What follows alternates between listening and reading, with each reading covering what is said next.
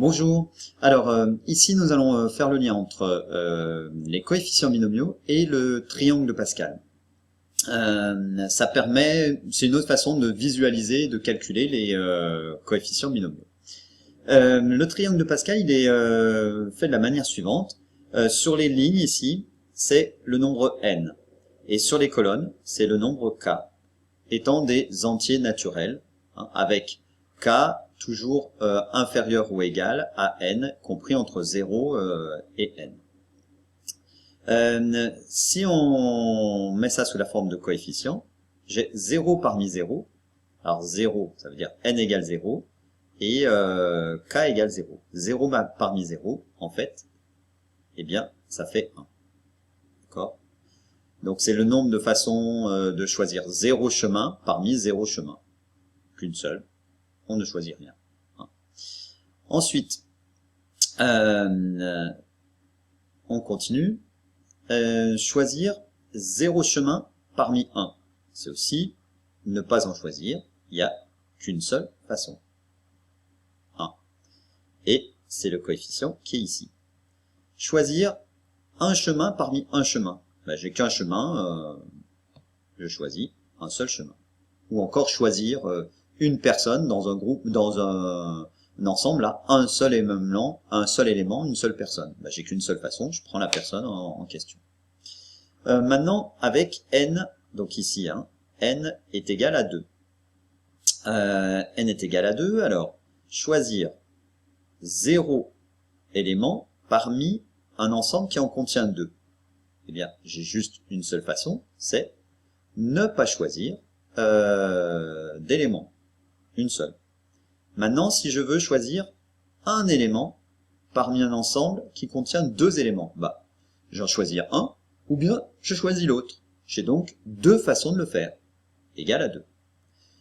Et choisir 2 éléments parmi 2 éléments, bah, il n'y a qu'une façon, je les prends tous les 2. Voilà. Si on continue, on va obtenir tous les nombres qui suivent.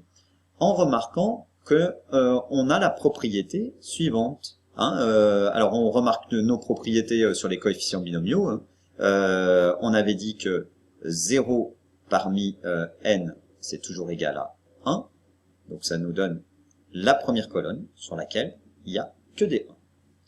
Ensuite, la dernière, n parmi n, c'est aussi égal à 1.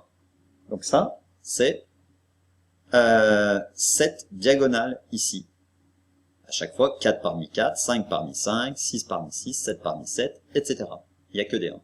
Et là, et au-delà, bah, je peux rien mettre, puisque ça signifierait que je choisis plus d'éléments que j'en ai à ma disposition. Donc, de ce côté-là, rien n'existe. D'accord? Donc, ce qui forme mon triangle. Maintenant, à l'intérieur du triangle, eh bien, on a vu que on a une propriété qui dit que k parmi n-1 plus k-1 parmi n-1 plus k parmi n-1, c'est égal à k parmi n. C'est-à-dire, si je me place ici, là, je cherche ce coefficient-là. Le coefficient 1 parmi 3. D'accord? 1 parmi 3. Eh bien, c'est 0 parmi 2. D'accord? Plus 1 parmi 2. D'accord? Donc 1 parmi 2. 0 parmi 2, et ça me donne 1 parmi 3. D'accord? Je vais le réécrire. Hop là, j'ai perdu mon 1. 0 parmi 2, plus 1 parmi 2, c'est égal à 1 parmi 3. C'est la propriété qu'on a démontrée précédemment. Et bien ça, je peux le faire dans tout le tableau.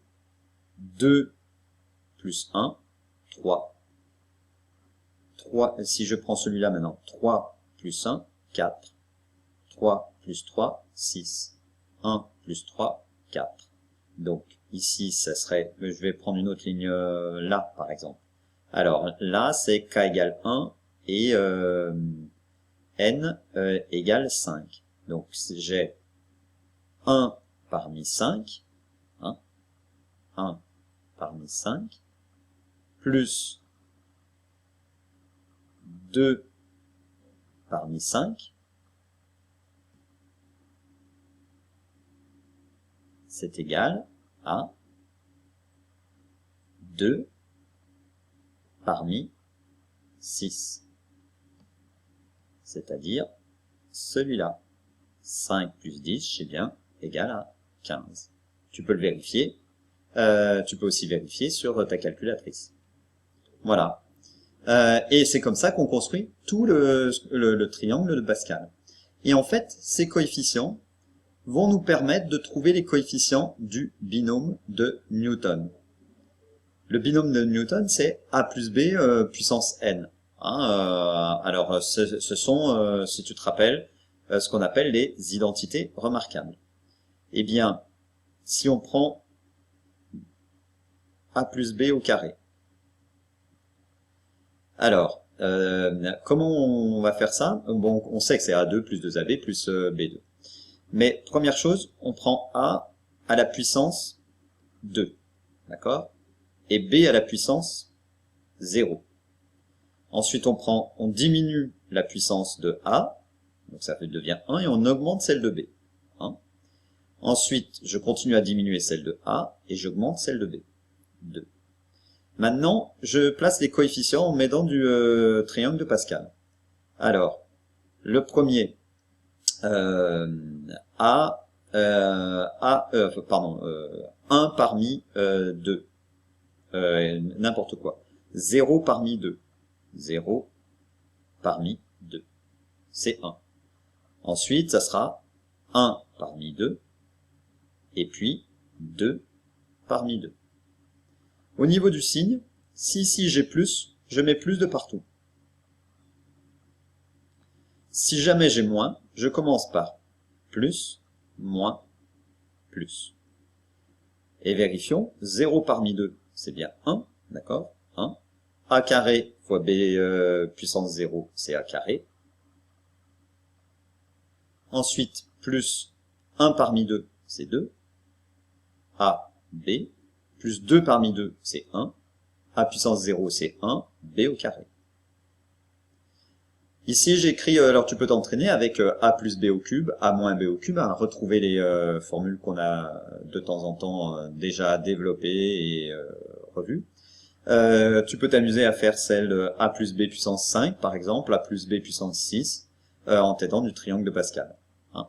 Et là, eh bien, on a l'écriture généralisée du binôme de Newton, c'est-à-dire que a plus b puissance n, bah, c'est a puissance, c'est prendre 0 parmi n, multiplié par a puissance n, b puissance 0, c'est 1. Je diminue le degré de a, j'augmente celui de b, donc n-1, n-2, n-3, n-p, et à la fin on a a puissance n-1, c'est-à-dire 0. Et par contre, b puissance 0, b puissance 1, jusqu'à b puissance p, b puissance n. Au niveau des coefficients binomiaux, bah c'est 0 parmi n, 1 parmi n, p parmi n, puis enfin n parmi n. Donc ça revient à faire la somme de p égale 0 à n, c'est p qui varie, hein, ou encore c'est k, quand on appelle le coefficient k parmi n. Donc c'est la somme de 0 à n de p parmi n. Hein. A puissance n moins p, est-ce que ça fonctionne bien? Bah, quand p vaut 0, ça fait n moins 0, ça fait n. Et quand p vaut n, ça fait n moins n, 0. Donc ça fonctionne bien. Et pour b puissance p, bah b puissance 0, ça va aussi. Et b puissance n, ça va aussi. Tu remarqueras que ça correspond au succès. Hein. C'est le succès et échec. J'ai n moins p succès. Et pardon, le contraire. Ça, c'est les échecs, et ça, c'est les succès. J'ai P succès, hein, et n-p, échec. Voilà.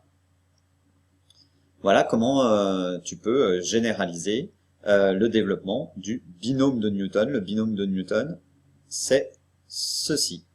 Et alors, si maintenant tu veux un signe moins, bah, c'est encore une fois, tu alternes. Donc ça signifie qu'il faudra multiplier par moins 1 puissance p. D'accord? Moins 1 puissance 0, ça fait 1. Moins 1 puissance 1, ça fait moins 1. Moins 1 puissance 2, ça fait 1, etc. Et on a bien l'alternance. Voilà. C'est tout pour le triangle de Pascal. Maintenant, on va passer. Ensuite, ça sera la loi binomiale. À bientôt. Ciao.